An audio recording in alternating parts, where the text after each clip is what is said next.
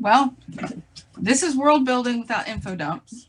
I just want to let you know first, I'm not going to be able to see any questions or comments yet, so I can read this and make sure that it shows up on screen. So if anybody has, any questions or anything, the moderator is going to have to convey those to me for now. All right. If it'll work here, come on. Sorry, my geriatric computer. It's very slow and very old and very grumpy. And it seriously needs an attitude adjustment because it's not wanting to cooperate today. All right. Who the hell are you? Right now, I'm a nervous wreck. My name is Adrienne Wilder. I'm a international best-selling author. I do science fiction, urban fantasy, horror, contemporary suspense, give your grandma a heart attack raunch, which is the Bound God series if you like raunch, lots of raunch. Raunch on your raunch. All in the gay romance genre. I draw my own OCs. I'm learning how to webcomic, and as Sharon always tells me, I'm crying in webcomic. I'm a cat owner, dog owner, saltwater fish and tank enthusiast. I'm a Georgia transplant, now live in North Carolina. The point of this entire thing is to give you tools to build a world readers can navigate without becoming overwhelmed with information and forget what they need to know before they get there. This is also to give you tools to create a story that moves fast so readers don't get bored. It's also to help give you tools to keep you as the writer from burdening yourself with unnecessary baggage you will have to manage to keep continuity, because that's really important when you're doing a story and you don't want to keep all your facts right and all your timeline right. And the simpler that is, the better for you during edits. Most importantly, these are just my opinions as a writer and a reader. What I offer you here today are methods. There's no right or wrong choice. There's no right or wrong way to write. There are only techniques to be shared, and I'm sharing my technique with you. Always remember that your story is yours to tell, not mine or anyone else's otherwise. Never forget that, and never let anyone tell you otherwise. This is world building and not Minecraft. What is world building? It's all in the name. It's world building, not world dumping. It's crafting the environment where your characters exist so that the reader is oriented. It is the foundation for your story and the pillars that hold it up. There are two main types of environment, tangible and non-tangible. The tangible is the macro, or the macro part of tangible is your mountains, your continents, the buildings and the city layout, the world itself layout, your solar systems, how your planets rotate or whatever. Your micro is your immediate space or location, like inside the village, inside the castle, inside the temple or your spaceship, wherever that smaller space is. Environment, non-tangible, is basically your social caste systems. Who's at what level, your religious, what are the gods, the goddesses, who, your priests, your rituals, whatever, customs or whatever that go on in your world, your political, your governments at any level, your cultural, how people live, not just in their towns, but whether or not they have magic, whether or not there's magical animals they they interact with, whatever there is and what kind of magic, other races and their technology, just about every aspect, that is going to immediately affect your character,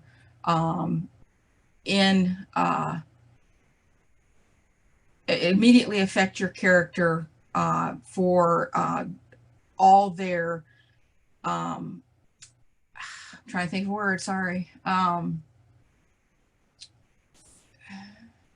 Well, just immediately affect your character, like their religious, their even on a mental level, how things are going to react with them. Let's see. Okay, your common dumping ground, your prologues. We've read lots of books with those. Your beginnings, your chapter changes, your time changes, Your environment, your micro and your macro, like if you go from room to room or building to building or from continent to continent, or world to world, character introductions and dialogue. I think the common one is probably prologues, but I could be wrong. The way it happens in exposition. Your dialogue, and I'm sure everybody's done this and even read it, where characters discuss information they already know or that they should know, or discussing events and remember when fashion. Remember when we went there, here, that kind of thing. Extraneous information, including history, mythology, or social structure, not pertinent to the story in that moment. Tangents, when history or mythology or social structure is needed, but not keeping it to the point. And I'm sure you've seen this especially with fantasy and science fiction, where you have these long, sometimes almost entire chapters of explaining the history or the mythology of how something came about or some belief came to be in a particular world. Narration, spoon feeding your strained carrots, spoon feeding your reader strained carrots, spoon feeding your strained carrots readers. That's real good. Spoon feeding your reader strained carrots, complete with airplane noises, aka telling your readers things they can perceive from the information provided or have already read. Your readers are not dumb, I promise. Ways to prevent info dumping. Deliver the information in measured amounts. It's very, very important. You don't have to do pages and pages and pages worth. You can do it a little at a time. Only deliver what they need to know when they need to know it. And that's how you deliver it in small amounts. Excluding foreshadowing. But that would be best kept super brief, and it can still be integrated. Otherwise, you ruin your aha moment. Only deliver what they need to know to understand what's happening or where they are in that moment. Remember, this is about your story and your characters. It's not the history of the world or its biological functions, which can be taken so many different ways. After I wrote that, I realized it.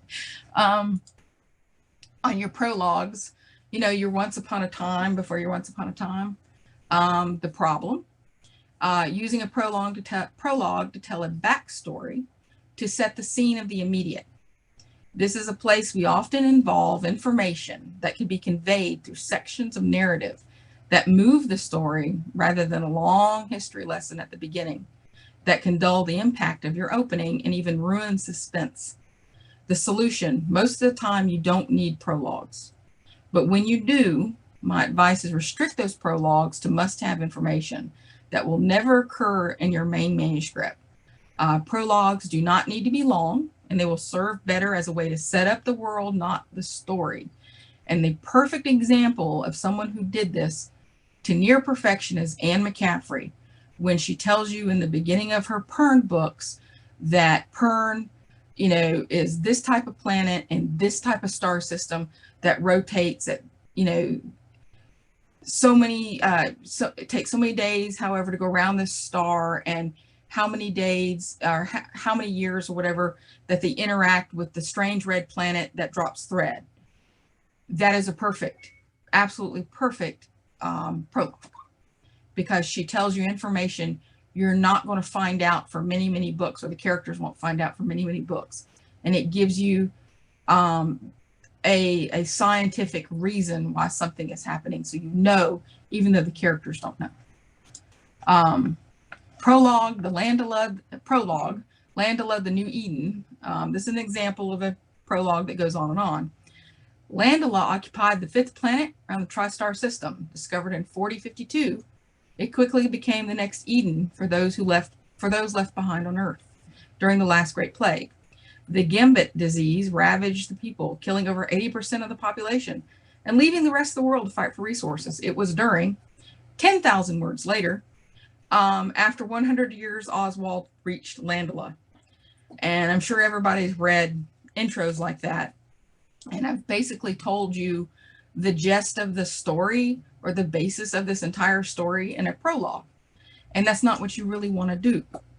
Like I said, your prologue needs to have information that won't appear in your story. And all this can be fed into your story and make it more interesting, where your character can recall these moments, not necessarily in conversation, but in experience. Like what they experience is going to affect their decisions. It's going to affect their mindset. That maybe the Gambit disease shows up on this planet, and they have to access information about it and records that tell them how to deal with it or how not to deal with it, or if it can be dealt with. All this information can be used in your main part of your manuscript. A beginning instead of a prologue is what I suggest. The bay doors open, and Oswald held up a hand shielding his eyes from the light from 3 suns. Okay, I've told you now what kind of, you know he's come on a ship. You know it's bright. You know he's got 3 suns, so you know it's not Earth.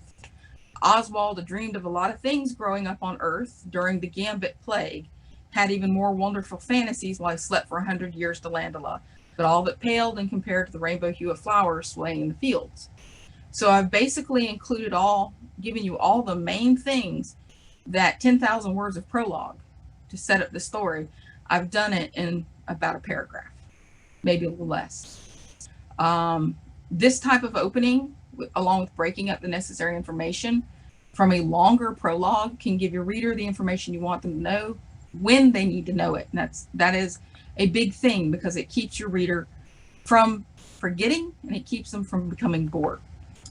And your beginnings, the problem, beginnings are prone to long expositions where the writer explains the environment, the culture, and the government way before introducing the character.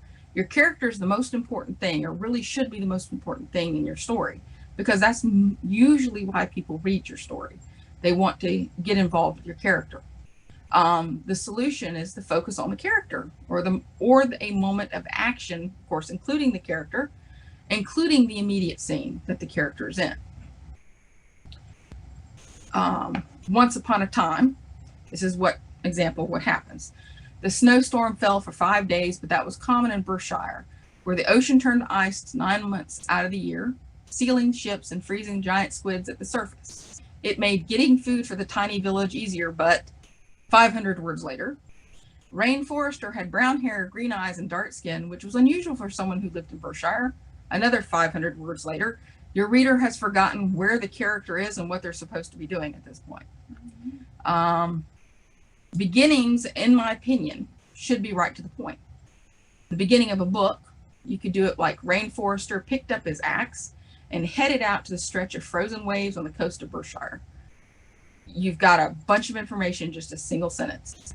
Your chapter, Rain found the first squid next to the remains of an old ship broken on the pile of rocks.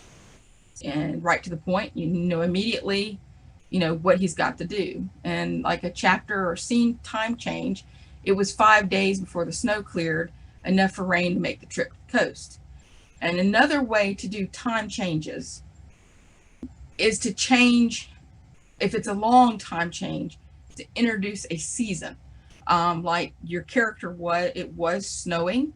If you have like a long time jump, it can be spring, and your character can be dealing with the leftovers of winter. The character can be doing things that they only do in spring because winter is over. Things like that. Family coming to visit during this time of year, and you can even foreshadow that before that moment, like when it's still winter, foreshadow that the family's coming in the month of May. And then when you have that time jump, instead of saying when May came, or when May arrived, or, in the month of May, you start with just that character meeting with their family and introducing your surroundings as being warm and the flowers and, the sunshine. Your reader now knows that time has changed. All other information, like your character descriptions, the time, the ocean is frozen, and the culture in this particular part can be conveyed with interactions between your main character and others to push a story forward. These details are important, but they're not critical to start your story. Your character introductions. The problem, bringing in character and giving an in-depth history of who they are, how they became that person, and the role they play in the world socially, politically, etc. Also bogging down intros with cultural details such as garments, history of garments and how they came about. This often snowballs into 3 pages of a tangent that can be mixed into the story to add interesting facts, rather than pile it on and have the reader forget or wind up repeating yourself to remind them. Your solution, you concentrate on what's important.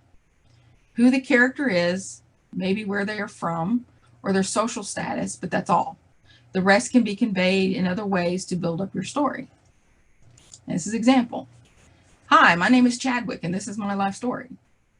Chadwick, the son of Bruto, Prince of Cadwin, had ruled the kingdom of Hadis for over 40 years after his father's death in the Great War of 500 words later. He wore the traditional velvet jacket of jewels of 500 words later. All his subjects loved him because your reader has now skipped the next 3 pages about Chadwick the Wonderful. Chadwick ruled Cadwin with fairness, a lot like his father who died in the Great War. That's all you need to know for right now. The clothing can be important, and it can be introduced in more creative ways. I suggest avoiding the whole mirror trope for that. It can be introduced by himself just getting dressed, or someone bringing him his new garb, or someone complimenting on his garb, or he has to fix the buttons on his silk white shirt, that kind of thing. All those things can tell the reader what's being worn. Giving your reader tidbits about Chadwick woven into the environment will help them remember his part and who he is. And this is an example of a micro, because Chadwick's environment and his cultural place in that environment is a very important part of your world building. It's the world building that's being created around your character, and your character is immediately influenced by those things. And sometimes that can be more important, in my opinion, than the overall humongous information about the entire world as a whole. I think we get more out of that. Captain obvious and Lieutenant, he should know that. The problem, when you have an interaction between 2 characters who share knowledge of a world, including culture, politics, etc., explain the details of said world to each other. World-splaining, in other words. The solution, use separate opportunities of interaction and situations for the character to exchange dialogue, and even action about the knowledge they share without stating they share it. Meaning that if the characters are interacting, let's say like you have characters that know the layout of a temple. They both know the layout of this temple, and you want to show your characters this layout of the temple and its importance. You can move the characters through this temple and they can be working together, like one giving hand signals to the other, one taking one route, one to know to take the other. And in your exposition, you can drop in little tidbits, like if they grew up there. Jack knew that this tunnel led to the bell tower, and they had so many minutes to get there. The solution is to use separate. I think I already read that. Did I already read that? You read that. Oh, okay, I read that. Sorry, I got off on a tangent myself. So that's what happened. You didn't finish it. Okay. Do this at a moment it's needed, so the reader doesn't have to recall past information in order to understand, or so you don't have to repeat past information, slowing down your story. Gods and grapes. As you know, the gods aren't very happy with grapes being offered to them, Stan. Yes, I know. According to the legend of Nardar, 1,000 words of tangent dialogue later, let's use the grapes. That's a terrible idea, and here's why. Another 2,000 words later. And this next one's an example of 2 people knowing the same information and interacting. Grapes, said Lee, like it solved everything. Grapes. Tomorrow's a feast. Tonight, after everyone's made their offering, we sneak in and give them ours. Lee plucked a fresh grape from the bowl, the only fruit in the entire country readily available to the poor because it was the one fruit the gods did not eat. Are you insane? It was all Kyle could think of because only a madman would offer up grapes. Lee popped the fruit into his mouth. Wouldn't take much, a handful less, maybe even only one. Kyle bet one. The Trinity opens up the offerings and Lee wiggled his fingers. Poof. The gods never poof, they score. And there were a few places on the planet that suffered black marks left behind by angered deities. Doesn't matter. It will turn all our problems into ash. Shared knowledge about the mythology of this world is conveyed with only the most important details. I actually wrote about 300 words in a complete scene with this info and cut it down to show the actual knowledge of the gods and not the social political structure. That was what I had to do to really find the best way to do this one. And again, stating the obvious, the problem. Exposition or dialogue that states obvious details about an environment a reader already knows through previous exposition, or that is the norm on how things work. The solution, use these obvious details to bring the abnormal to the reader's attention rather than spoon feeding them things they know. Why is this world building? Because it's exceedingly common in a world built in a known world, such as the paranormal, urban fantasy, horror, and contemporary. For example, if cars normally drive on the road in your urban fantasy world, when you talk about cars hovering above the ground, that is important. But you don't have to say they got into the car sitting in the street or the car drove onto the street. If let's say you have, your time of days are messed up. Like now that you have this urban fantasy world, but something caused there to be 3 moons. When the moon rises up, if there's moonlight, describing or letting your readers know that there's a different kind of moonlight could be important, rather than going into great detail about a normal moon. Here's some examples too. Stating the obvious, your readers aren't dumb. The forest was full of trees and animals. The deer was brown. The stalks of spring grass were green. The mountains were tall. He turned the knob and opened the door, which is actually one of the most common ones, which you don't really need to say you turn the knob, just say open the door. Unless it's like one of those push releases, you could mention that, because it is a little bit different. Not the norm. The trees in the forest braided together and the animals were stone monoliths. Black stripes broke apart the brown of the deer's coat. The spring grass crawled from the field onto the road.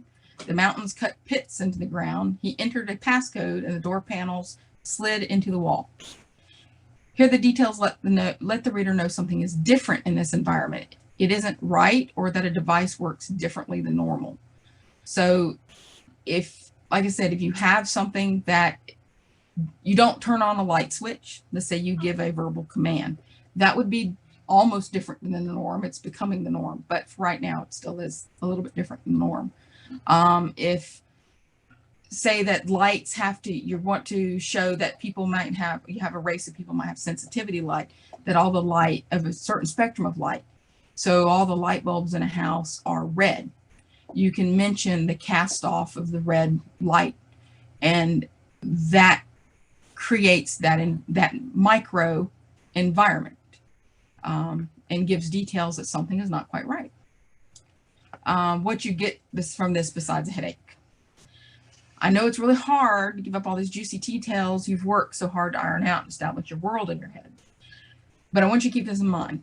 By not concentrating on every detail in your story, through long bouts of exposition and prologue, and only use the details you need in that moment, you allow yourself wiggle room to change or add to your world without contradicting yourself with with a plausible explanation as to why you're contradicting yourself. This is helpful if you plan on writing a series of books, because it keeps the doors open to introducing new facets of your story later on, which I'm sure if anybody's written a lot, you might go along and go, damn, I really wish I had left something open. It'd be really cool to bring this part in, but if you closed it off, there's nothing you can do about it. Most importantly, it keeps your readers reading, and your story hits fast, and hard. And my favorite, but my research. No one wants to give up that hours of research or painstaking construction. Trust me, I've been there. Mhm. You've created about the history, culture, geography, and civilizations, daily lives, the people in the world. No one wants to give that up. I've done it myself. So just in case you're married to your details, I propose this option. A behind the scenes on the lore of your world, either added to the end of the book, expanded on in a second book dedicated to the world you've built, or put it on your website or even Patreon. And last but not least, oh no, I got more than last but not least.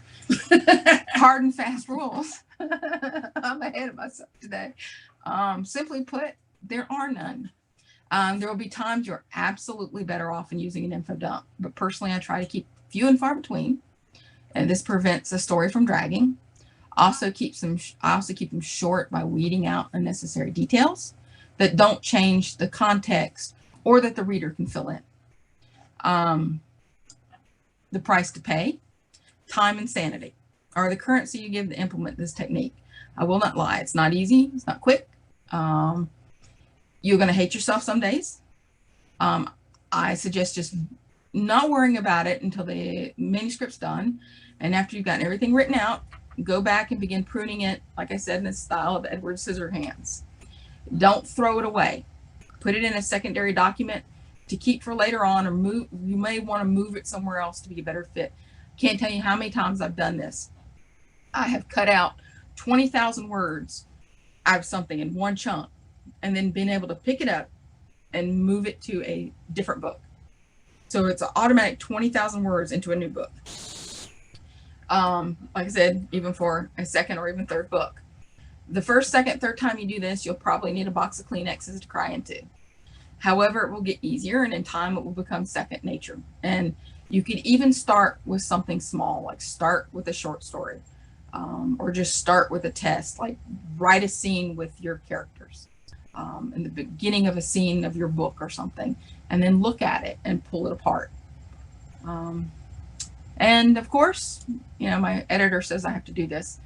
You can feel free to visit me, find up-to-date information, my links to my shenanigans on my website. You can follow me on Instagram, please do, author Adrienne Wilder, or Twitter, Adrienne_Wilder, or you can contact me with any questions. If you'd like a PDF of this transcript, let me know, and I'll be glad to mail you a copy. @windstream.net. And all 30 plus of my books are available on Amazon for purchase or to read for free through Kindle Unlimited. And now here's last but not least. I have special thanks Sharon Stogner, editor and all-around PA and friend. Please visit her review website that covers everything from graphic novels, books, movies, all genre. Her Instagram, Sharon Stogner. Her Twitter is @SSStogner1. An Odile Labdor, art friend and caterer to my pity parties.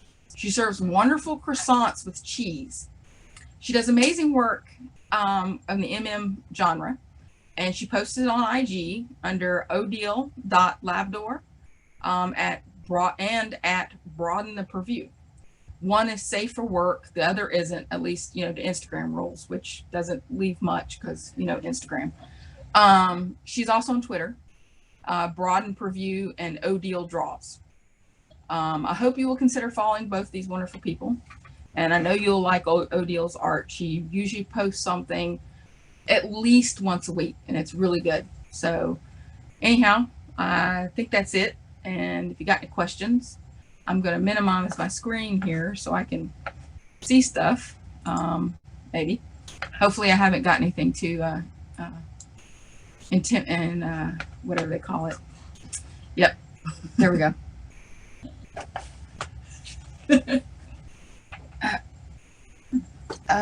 Okay. There's Sharon. I hope that whole thing wasn't muted and everybody heard me. Mine was muted. Yours were muted. You did just fine. We heard you. Okay. Oh, good. Oh, here's the chat. I was trying to see where the chat part thing was. All right, more. Okay, here we go. What if We got a good intended- question there. Okay, there we go. All right. What if we introduce the main character to the eyes of an unimportant side character? Okay. Well, this is the if you are going to write in third person limited, okay, and most romance is written one of two ways: third person limited. Oh, there she goes pimping books. Third person limited or first person.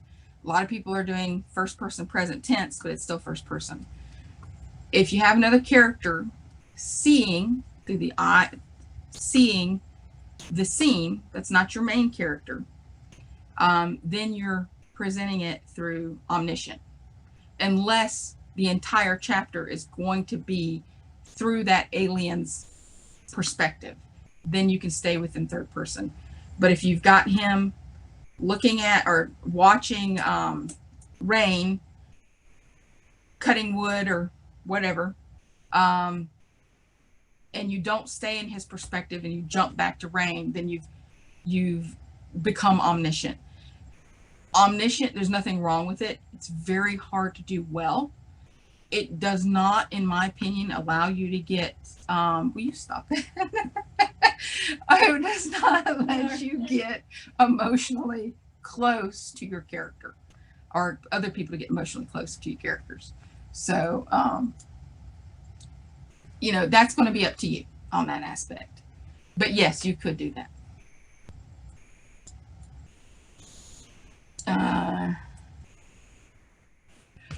Depends. I try to get the whole thing written. Read the questions and then Okay. Do I usually do my big cuts after I finished writing the book or the whole book?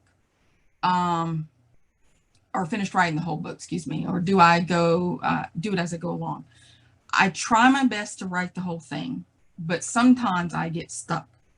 And if I get stuck somewhere, I normally have to go back and reread stuff. And there's a reason why I got stuck. It's just, there's something subconscious in my head that says you're stuck, and you're stuck because you screwed up back here. If I do that, I often begin weeding out then, not wholeheartedly. I do the main stuff towards the end on my last read. And sometimes, which is the reason why I wind up with typos after the editors have gotten through with it, is I'll do it again, which I shouldn't do, but I'll go through and nitpick sentences out. I suggest it's always better if you can, just for your own sanity, so you'll get the manuscript done, because that's the hardest thing to do, is get it done. Just wait till you get it done. Don't worry about it till then. somebody. What's this? Oh, mine didn't update. I don't have another question. But, Well, thank you for the great present, for the compliments. I appreciate that. If there's any other questions, I'm here. I can, okay, somebody says this is Oh, interesting. I wonder if the doc will be shared on Discord. I don't know. Will it be shared on Discord? I have no idea. I can share it on Discord if Okay, you guys would like for it to. Sure. I don't see why not. And thank you. I like complementary colors too. It's one of my favorites. And I hope that helps everybody. And like I said, if you got more questions, you're always welcome to contact me. Okay. So, I put up there, you guys can email me and I'll send you the PowerPoint that was just showed. so And it's recorded, so I think you'll be able to go to YouTube and watch it again. Yeah, and listen to my lovely screw ups. screenshot or something. But This is why I write everything down. Yeah. I can't remember what to say. Yeah, so Okay.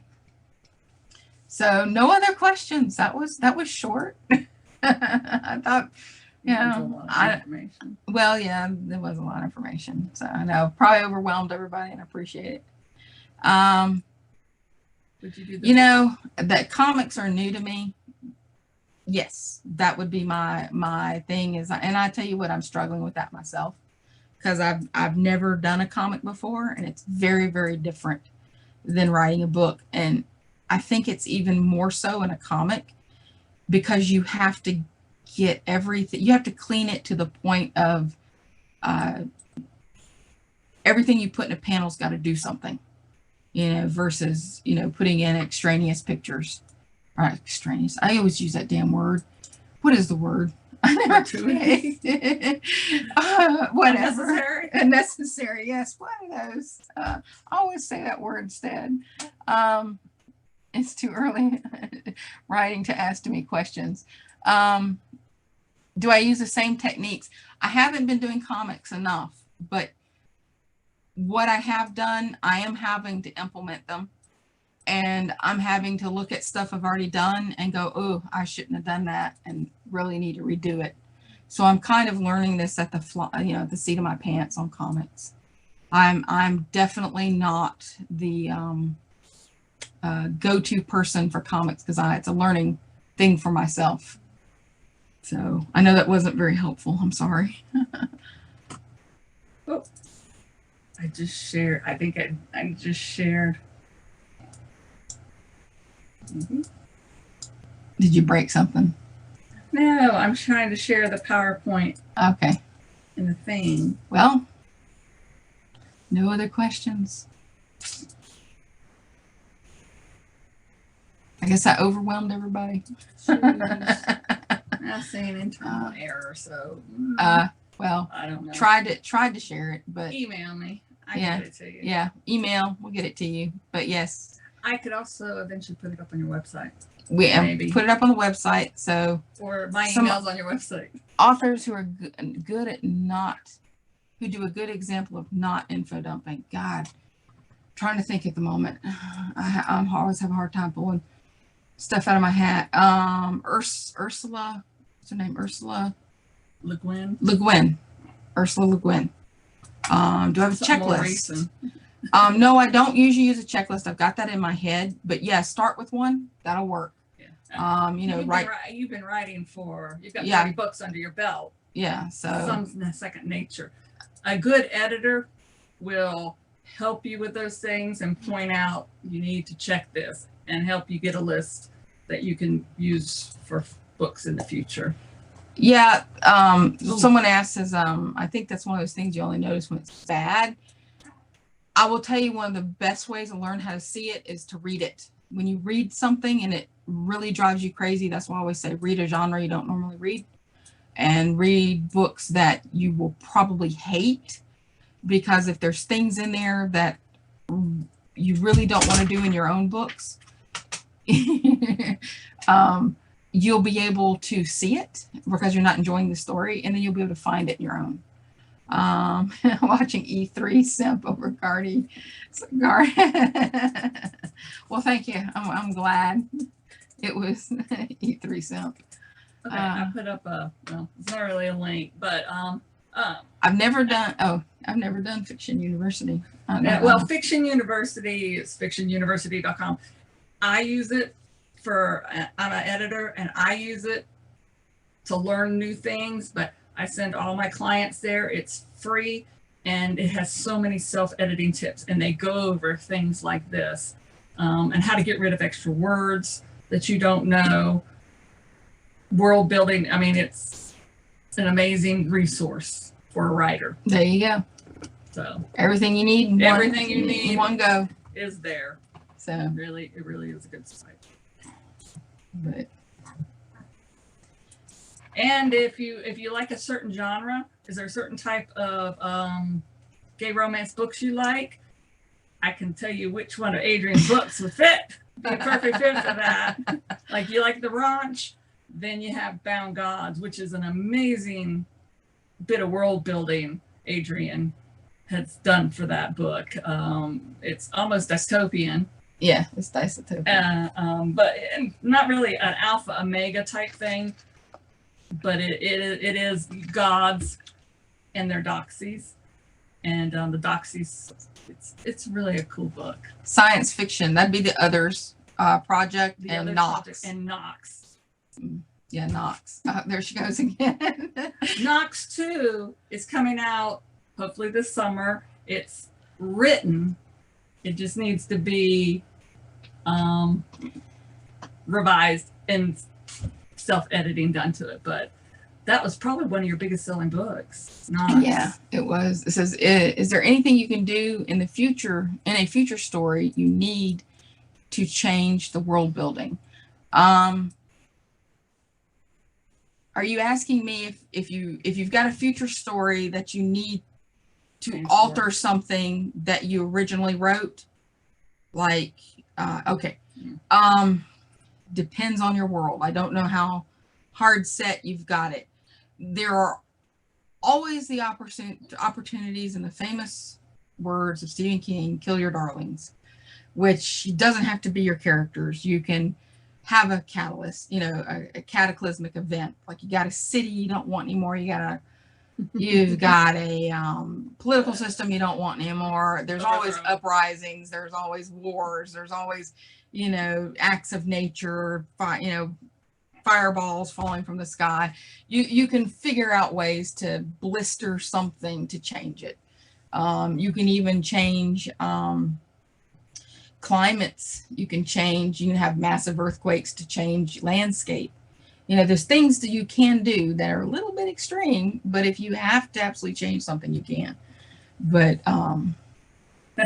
acts of nature. Acts of nature. Hey, why not? Volcano. Volcano. Aliens come in and terraform. There you go. Alien attack. Yeah.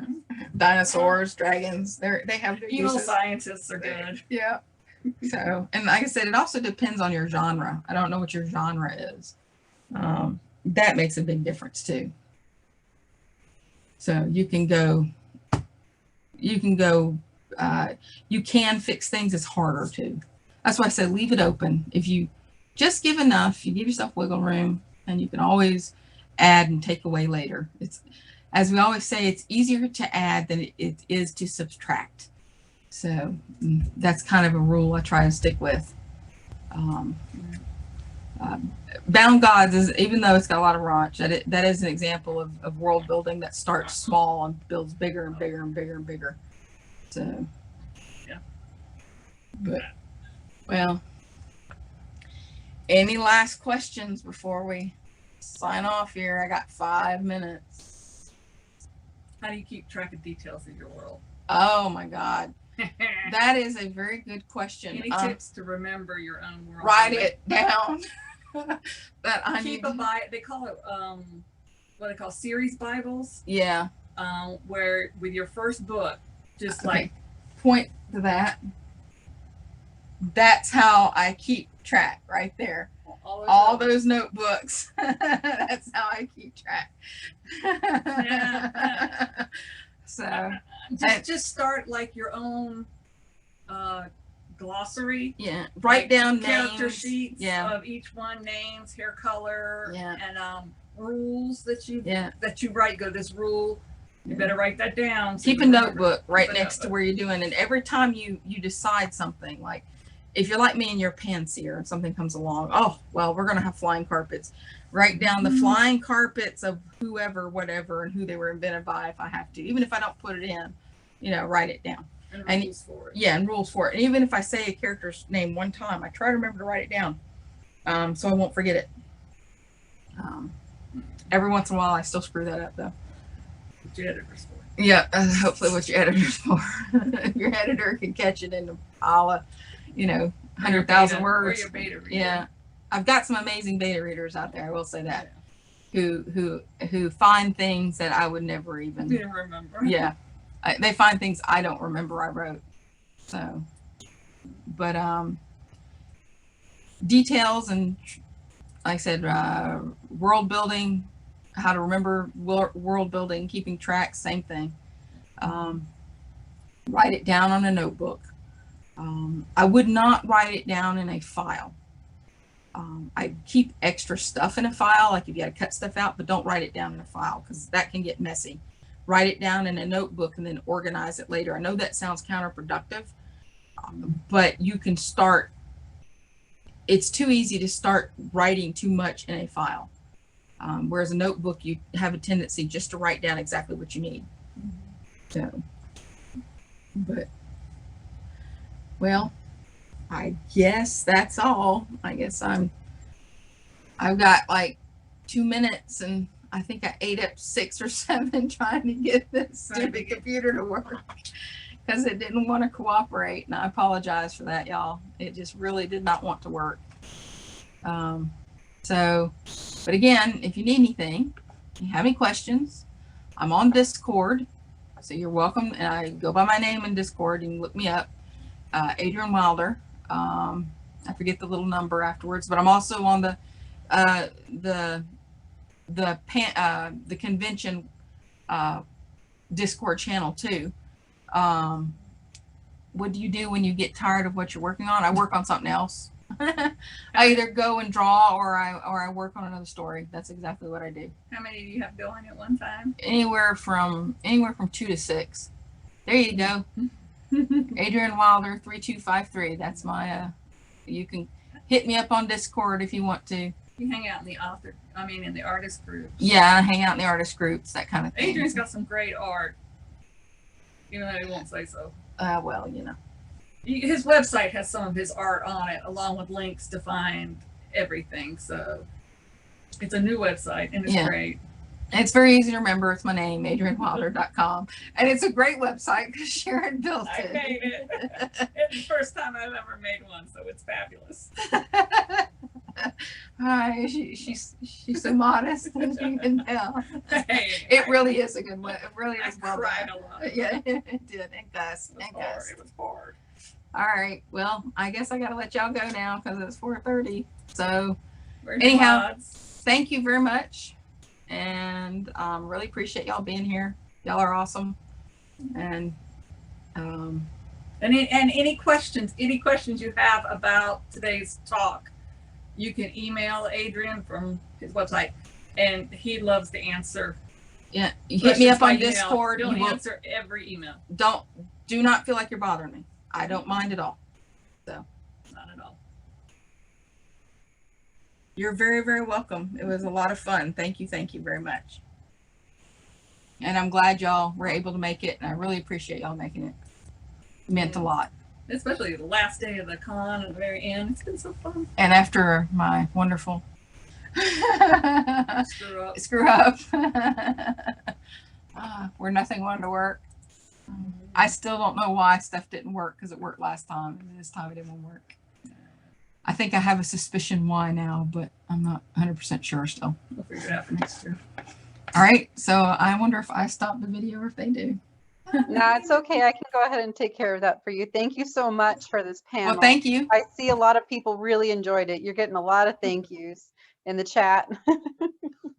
Well, I hope that was a good turnout, and I hope it helped everybody. Yeah, it looks like you had a real interested crowd there. So I'll go ahead and end it for everybody. And I hope you guys have a great rest of your day. Thank you. Thank you. Bye, everyone. Bye-bye.